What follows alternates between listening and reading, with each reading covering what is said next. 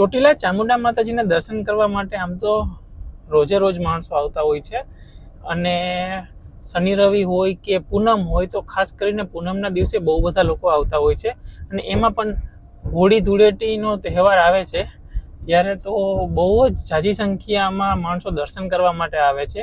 તો અમે પણ અત્યારે દર્શન કરવા માટે જ જઈ રહ્યા છીએ.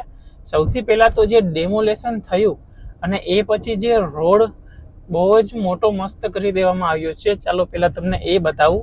અત્યારે અહીંયા પોલીસ સ્ટેશન પાસે પહોંચી ગયા છીએ અને અહીંયાથી જ જવાનો રસ્તો છે, તો ગાડી લઈને જઈ શકીએ છીએ. જો અને આ રસ્તો છે, પહેલાં આ રસ્તો બહુ સાંકડો હતો અને હવે તમે જોઈ શકો છો કે કેટલો બધો રસ્તો મોટો થઈ ગયો છે. આરામથી 2 વાહન તો જઈ જ શકે છે, અને જો સાઈડમાં પણ ઘણું બધું થઈ ગયું છે. ચાલો આગળ જઈને તમને દર્શન કરાવું.